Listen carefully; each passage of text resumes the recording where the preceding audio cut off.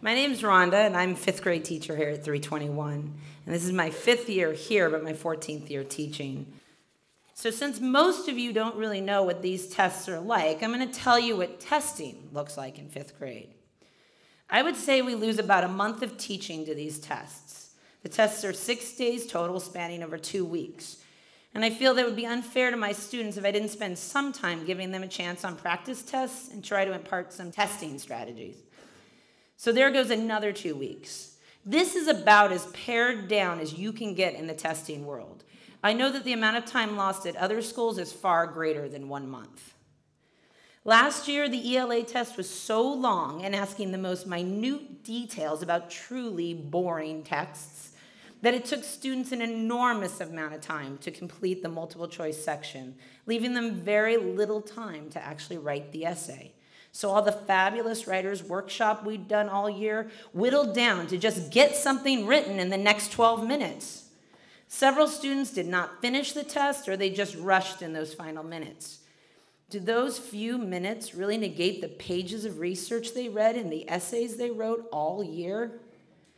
One of my top students last year was in sobbing tears at the end of the test because she simply didn't get to one of the short response questions. Additionally, while I'm not allowed to say what texts were on the test, some of the sections were from books that were written above 5th grade level. And while many kids here at 321 do read above grade level, it seems that the state test should at least be a grade level assessment. State tests stop all the thinking, discussing, and community building. Once we get into test prep, there's no real conversation. Because of time constraints during the testing, I tell my students, please don't think too much about the text. Just focus on answering the question. The test prep I intend to do this year will not be around content. I actually feel confident that my students can read and think. Test prep this year will be around speed and how to work effectively under pressure. After all the amazing reading and discussions that we've done all year long, watching my kids struggle and stress under this is so disheartening.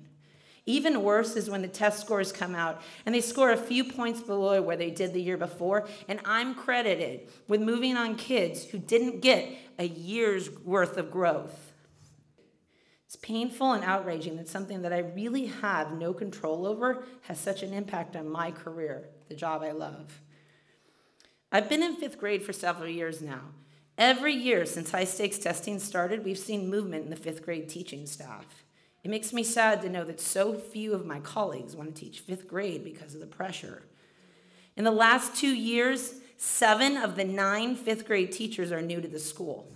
In addition to being a teacher, I'm also a parent.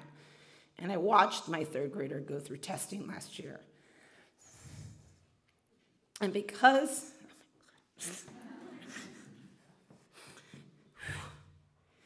she was unable to finish one of the tests, for months she was certain she was going to have to repeat 3rd grade.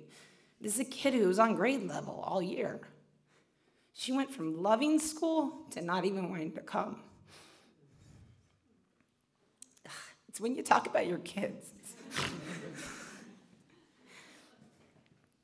To be honest with you, as much as I'm outraged at how I'm being treated and how I'm being mismeasured, what really moves me to speak out is the damage being done to this generation of children. You simply cannot inflict a corporate model in education that think education is a simple input-output box. Children grow at different rates, they learn in different ways, and they test under pressure in different ways.